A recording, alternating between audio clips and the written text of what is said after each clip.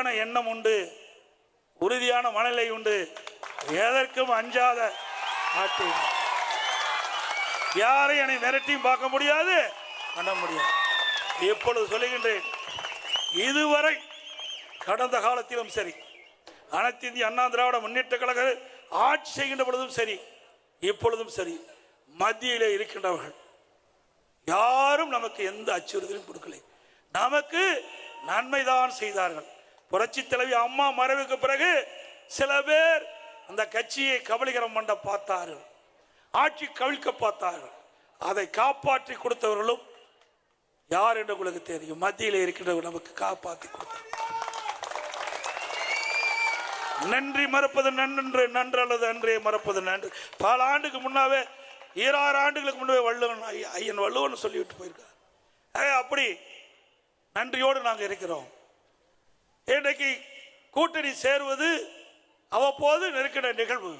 தேர்தல் நேரத்திலே கட்சிகள் வெற்றி பெற வேண்டும், எதிரிகளை வீழ்த்த வேண்டும், அதுக்கு தகுந்த அரசியல் வியூகம் ஏற்படும். அந்த அடிப்படையில் நம்ம கூட்டணி அமைக்கணும். இதே திமுக கூட்டணி வச்சதில்ல. 1999ஆம் ஆண்டு பாரதிய ஜனதா கட்சியோட கூட்டணி வச்சாங்கல்ல. 2001ஆம் ஆண்டு சட்டமன்ற தேர்தலில் கூட்டணி வச்சாங்க. அப்பெல்லாம் அவர்கள் பேசல. இப்பொழுது அனைத்து இந்திய அண்ணா திராவிட முன்னேற்ற கழகம் கூட்டணி வைத்தவுடன் பயம் வந்துவிட்டது.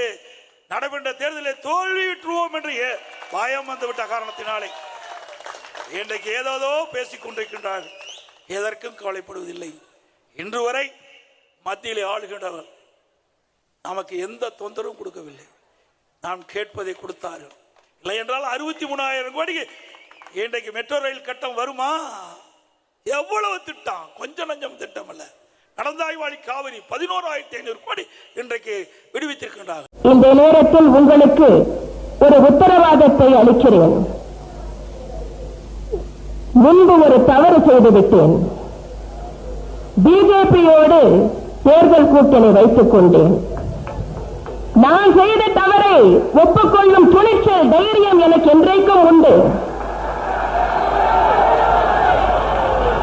அந்த தவறுக்கு பரிகாரமாகத்தான் நானே பிஜேபி ஆட்சியை கவிழ்த்தேன். இனி எந்த காலத்திலும் பிஜேபியோடு எந்த தொடர்பும் அனைத்து இந்திய அண்ணா திராவிட முன்னேற்ற கழகம் வைத்துக் கொள்ளாது.